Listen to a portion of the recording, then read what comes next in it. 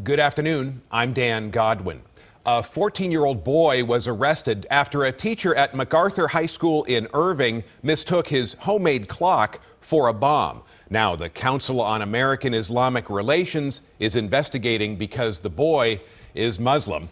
Take a look at this picture on Twitter of Ahmed Mohammed in handcuffs. Fox 4's Sean Rabb joins us now live. Sean, we talked with the family and now we've heard from police.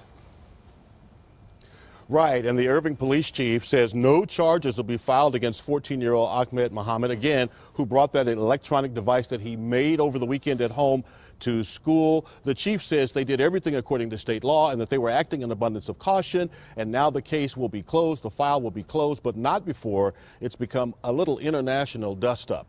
Take a look with some video of Ahmed Mohammed at home tinkering with some of his electronic devices. He likes to deal with electronic devices. He made a device over the weekend that really doesn't look like a clock, and he took it to school to show it to his engineering teacher. There's a picture of it. But other teachers at school, including his engineering teacher, said to him, you know, this kind of looks like a bomb. Later in that day, the police were called and he was taken into custody. And I told them it's a clock. And they told me, why would you bring a clock to school? And I was like, to tell time. And then the officer, he was like, there's clocks here, clocks around you everywhere. And I told him I wanted to impress my teachers so that I could get a good setting to where I am with them, so I feel appreciated for it. But instead, I got the police called on me. Now, Ahmed Mohammed was handcuffed and taken into a juvenile facility by Irving police where he was questioned. The device causing alarm when it alarmed in another class. That teacher, of course, took it and contacted school officials who then contacted police. Irving's police chief says they've determined no intent to cause harm and they don't believe this incident will harm relations with the Islamic community. Obviously, situations like this make it challenging as we work on our relationships with all of our community. We recognize that for us to be effective in what we do, we need a trust relationship with everyone that we work with. And that's true with the Islamic community.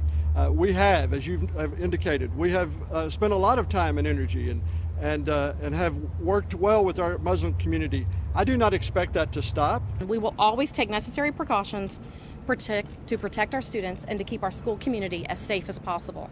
That is our priority.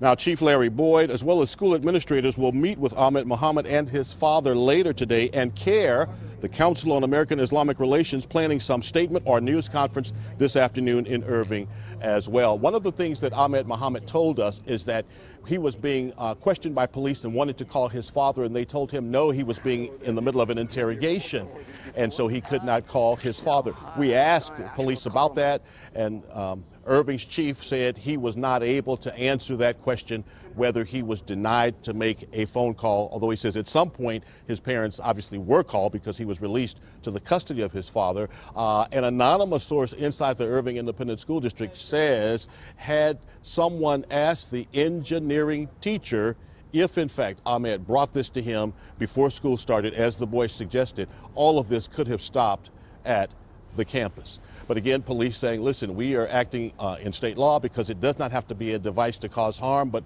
one that causes fear, according to state law. But again, they determined no intent for any of that with what Ahmed Mohammed had made and brought to school.